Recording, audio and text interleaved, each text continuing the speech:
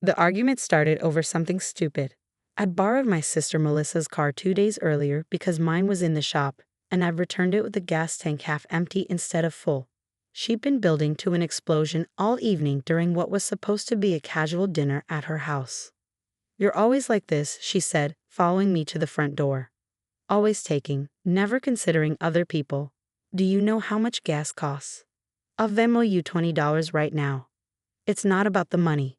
It's about respect, about consideration, about you thinking the world revolves around you. I'd stepped outside onto her front porch, trying to de-escalate by leaving. My jacket was still inside on her couch. So was my phone, and my emergency medication. I'm type 1 diabetic.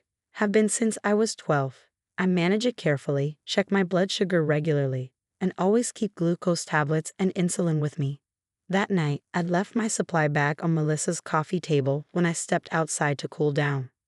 I felt the symptoms start about 30 seconds into her lecture through the open door. The shakiness, the cold sweat, the confusion that comes with rapidly dropping blood sugar. I'd been stressed, hadn't eaten much at dinner, and my glucose was crashing hard. "Melissa," I interrupted. "I need to come back inside. I'm having a low." "Oh, here we go. Drama time. Every time I try to have a serious conversation with you, suddenly you have a medical emergency." "I'm not joking. I need my glucose tablets. They're in my bag on your couch. You can get them after you've apologized for being inconsiderate." "Melissa, I'm serious. I'm hypoglycemic. I need sugar now." She looked at me for a long moment, at the sweat on my forehead, at my shaking hands. Then she stepped back and closed the door. I heard the deadbolt turn. I pounded on the door. "Melissa, open the door. This isn't funny." "Not my problem." Her voice came through muffled. "Maybe next time you'll think about other people instead of just yourself." "I'm going to pass out. Please, I need my medication." No response. I tried the doorbell, kept knocking.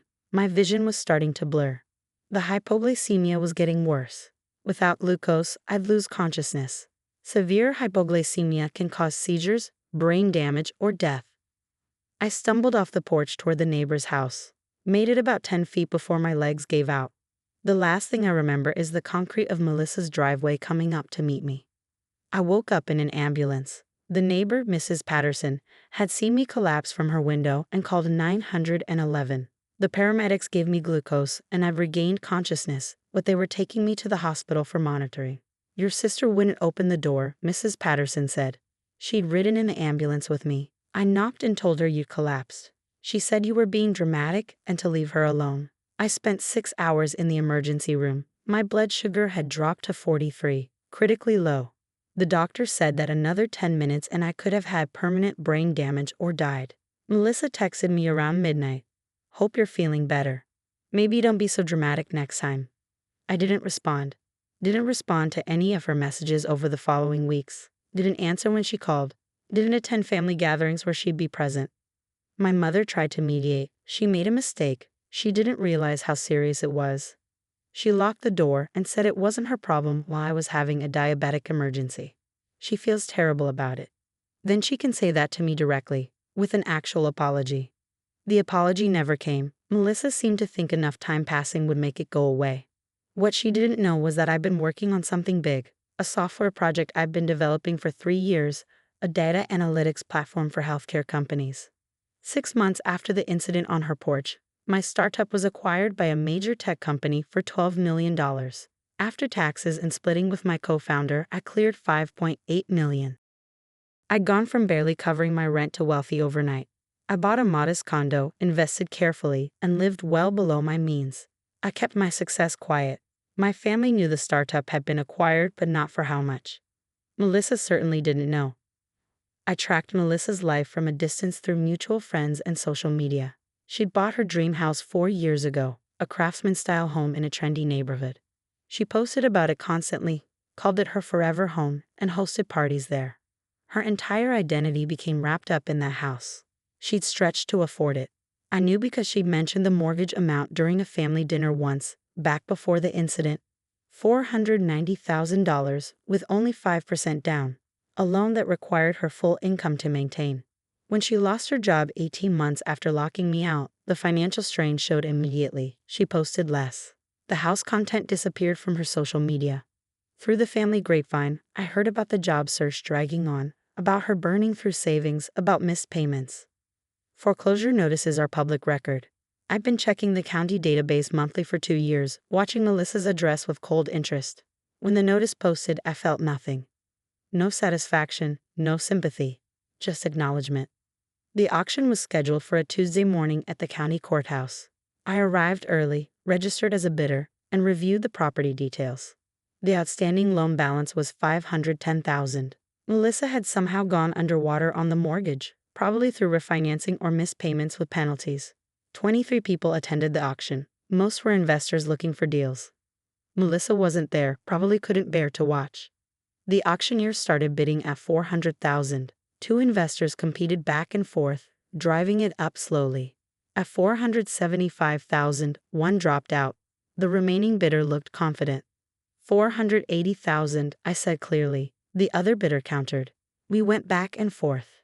At $520,000, he shook his head and stepped back. Sold to bidder 117 for $520,000. I paid the deposit that afternoon. The full amount was due within 30 days. I wired it from my investment account 2 weeks later. The title transferred to my name. The house that Melissa had called her forever home, that she'd stretched herself financially to afford, and that she'd built her identity around, was now mine. The eviction notice was served by the sheriff's department, standard procedure after foreclosure. The new owner had the right to take possession. The former owner had 90 days to vacate. Melissa called me for the first time in nearly 5 years. Did you know about this? Her voice was high, panicked. Did you know my house was in foreclosure? I saw the public notice, yes. Why didn't you tell me? I haven't spoken to you in 5 years. Since you locked me out of your house while I was having a diabetic emergency and told me it wasn't your problem. Silence. The new owner, she said slowly. The eviction notice says the property is owned by Torres Holdings LLC. That's you, isn't it? That's my investment company, yes. You bought my house? I bought a property at a foreclosure auction. It happened to be yours. This is revenge. You're kicking me out of my home because of something that happened years ago? I'm taking possession of a property I legally purchased. You're a former owner whose redemption period has expired. This is business. I have nowhere to go. I don't have money for first and last month's rent somewhere else. I lost my job. I'm barely surviving. You can't do this to me. You're right. You don't have anywhere to go.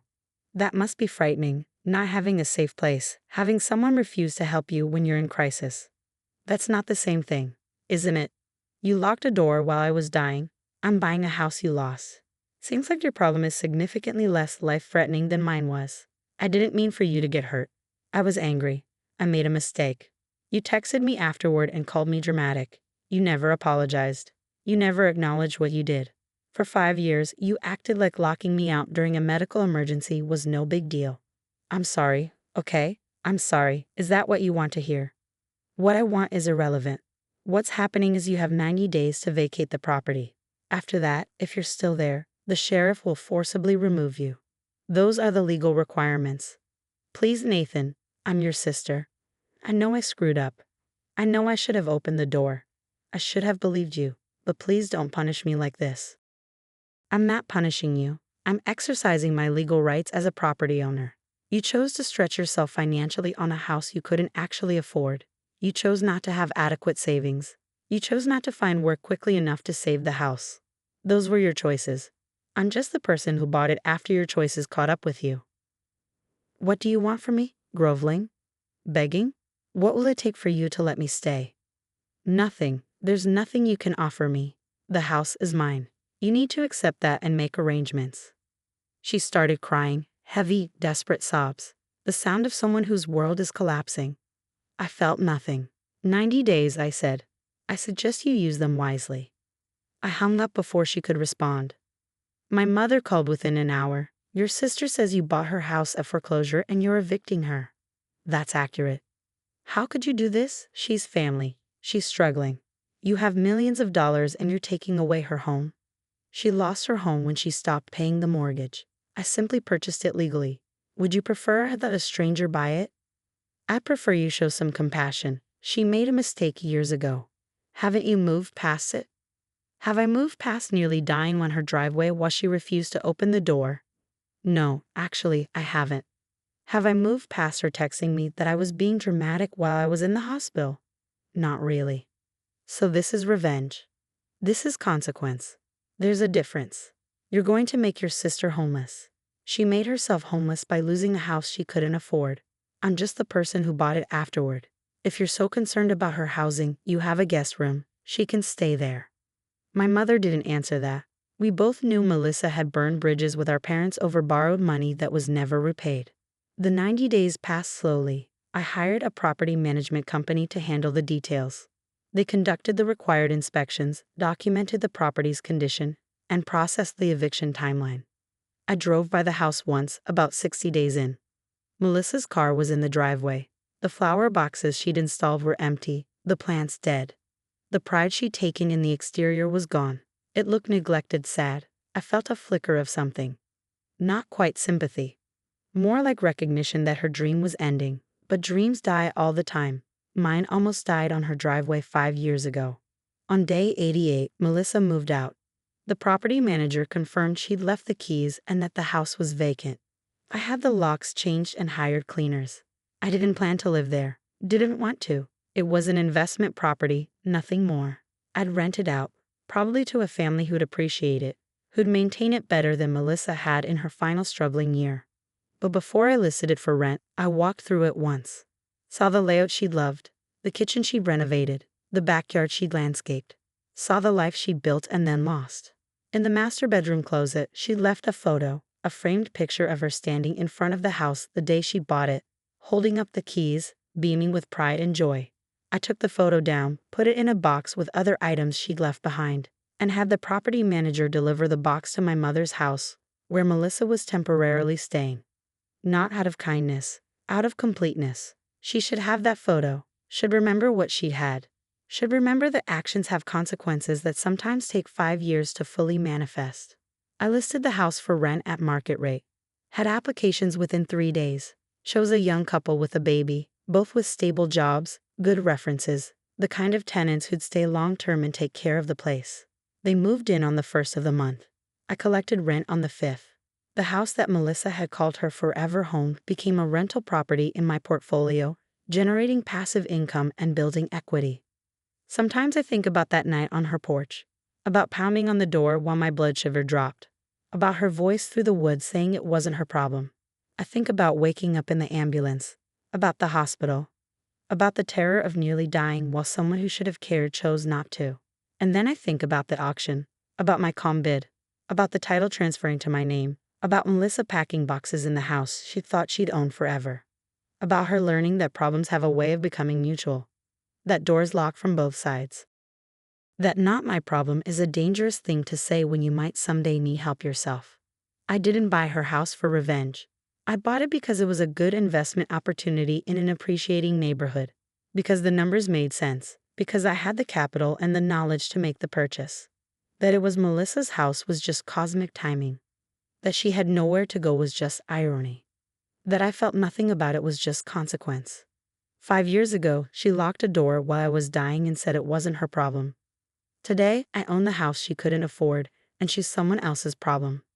Not revenge, just real estate. And the rent is due on the 1st.